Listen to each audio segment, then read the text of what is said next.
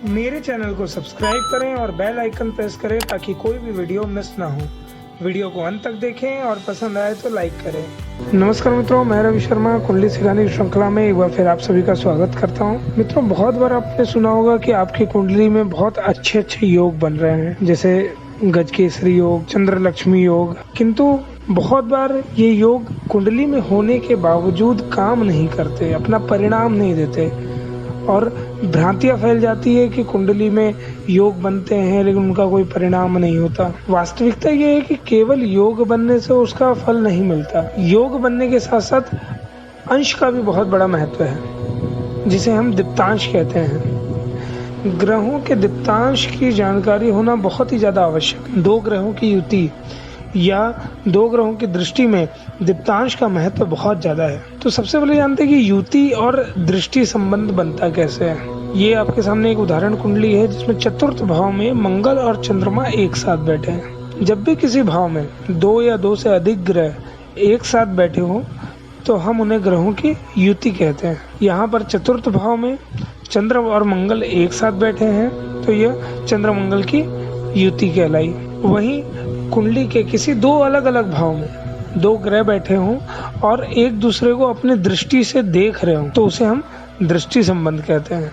उदाहरण में आप देख सकते हैं गुरु और बुध की एक दूसरे पर 7वीं दृष्टि है, तो ये इनका दृष्टि संबंध हुआ। युति और दृष्टि के बाद अब हम जानते हैं कि दीप्तांश क्या होता है। तो सबसे पहले जानते हैं कौन से ग्रह का दीप्तांश कितना होता है। सूर्य का दीप्तांश होता है 15, अर्थात सूर्य जहां पर भी बैठेगा उससे 7.5 अंश आगे और 7.5 अंश पीछे अपना प्रभाव छोड़ेगा। सूर्य व चंद्रमा की देखें तो चंद्रमा का दीप्तांश 12 अंश होता है, अर्थात वो 6 अंश आगे और 6 अंश पीछे अपना प्रभाव छोड़ता है। मंगल की बात करें तो मंगल का दीप्तांश 8 अंश होता है, यह 4 अंश आगे और 4 अंश पीछे अपना प्रभाव छोड़ेगा। बुध 7 अंश का दीप्तांश होता है, 3.5 अंश आगे और 3.5 अंश पीछे उसका प्रभाव रहता है। गुरु का दीप्तांश 9 अंश है, उसका प्रभाव 4.5 अंश आगे और 4.5 अंश पीछे होगा। शुक्र का दीप्तांश 7 अंश है, उसका प्रभाव 3.5 अंश पीछे और 3.5 अंश आगे का होगा। और शनि का दीप्तांश 9 अंश है, अर्थात वो 4.5 अंश पीछे और 4.5 अंश आगे तक अपना प्रभाव देता है। तो प्रभाव का अर्थ ये है कि कोई भी ग्रह जिस अंश पे बैठा है, जिस भाव के जिस अंश पे बैठा है, तो वो एक सीमित दायरे तक ही अपना प्रभाव दे सकता है। तो आइए इसे एक उदाहरण से समझते हैं। आपके सामने जो उदाहरण कुंडली है इसमें चतुर्थ भाव में मंगल और चंद्रमा की युति है। अब मान के चलते हैं कि मंगल का अंश है 5 और चंद्रमा का अंश है 13। तो सबसे पहले देखते हैं कि ये दीप्तांश की गणना होती कैसे है। मंगल जो कि 5 अंश पे है, मंगल का दीप्तांश है 8 अंश, तो हमने 8 लिख दिया। चंद्रमा का दीप्तांश है 12 अंश, तो हमने 12 लिख दिया। 8 और 12 को जोड़ा तो आया 20 और इसको 2 से भाग दिया तो आया 10 अंश।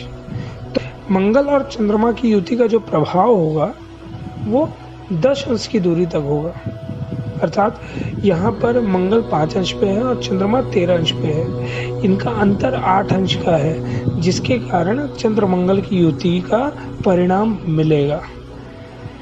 एक और उदाहरण से समझते हैं। इसी उदाहरण में अगर मंगल 8 अंश पे हो और चंद्रमा 23 अंश पे हो तो इन दोनों की युति के लिए जो अंश का अंतर है वो तो 10 है, किंतु मंगल 8 अंश पे और चंद्रमा 23 अंश पे है और अंतर आ रहा है 15 अंश का, जिसके कारण चंद्रमा और मंगल की जो युति का परिणाम है वो जातक को नहीं मिलेगा। अब देखते हैं जो दृष्टि संबंध है उसका परिणाम। उदाहरण कुंडली में गुरु 13 अंश पे है और बुध 8 अंश पे है। गुरु का दीप्तांश है 9 और बुध का दीप्तांश है 7 अंश। 9 और 7 को जोड़े तो 16, 16 भागा 2 8 अंश। गुरु और बुध का संबंध का परिणाम तभी मिलेगा जब इन दोनों के अंश की दूरी 8 अंश से ज्यादा ना हो। गुरु यहाँ पर 13 अंश पे है और बुध 8 अंश पे है।